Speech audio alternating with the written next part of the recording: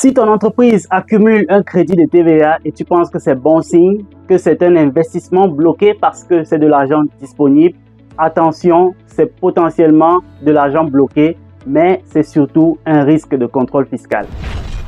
Hello, c'est Seth, bienvenue sur Je suis comptable. J'espère que tu vas apprécier cette vidéo et surtout qu'elle va t'intéresser.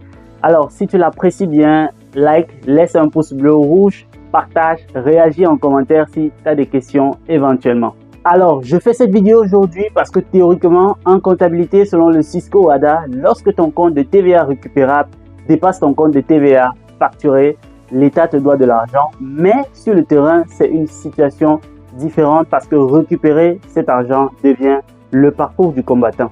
Tu dois donc savoir que lorsque cette situation théorique que j'ai décrite par le haut se produit, ça veut dire lorsque tu as un crédit de TVA, tu as deux possibilités de rémédiation. La première, c'est l'imputation.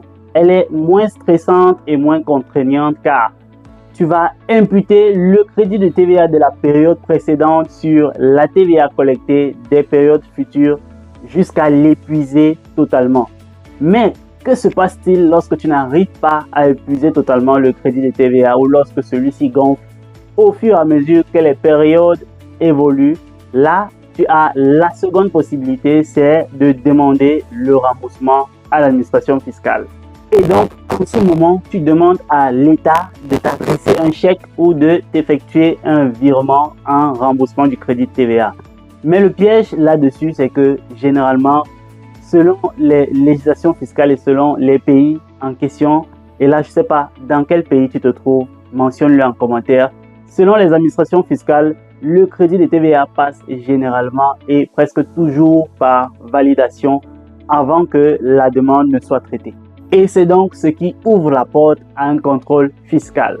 Afin de faire face à ce contrôle fiscal de validation de crédit de TVA et ne pas perdre tes droits à ton cash, alors il faudrait déjà que tu aies réalisé un audit de ton crédit de TVA, que tu saches s'il est valable et s'il peut valoir devant l'administration fiscale. Si tu es par exemple au Cameroun, je t'invite à lire les articles 149 à 149 bis du Code général des impôts. Tout y est, les modalités de contrôle, les modalités de demande de remboursement, les conditions de forme, de fonds et même les conditions de forclusion pour ne pas perdre tes droits. Puisqu'on est parvenu au terme de cette vidéo, je ne vais pas te laisser comme ça, je vais te donner un conseil. Si tu es dans la zone OHADA, avant de déduire toute TVA ou de l'intégrer au crédit de TVA, il faut vérifier que les conditions de forme et de fond sont respectées sur tes documents justificatifs. Donc, je pense comme ça à tes factures. Alors, avant de me quitter, abonne-toi et dis-moi en commentaire, est-ce que le fisc rembourse facilement le crédit de TVA dans ton pays? Ciao!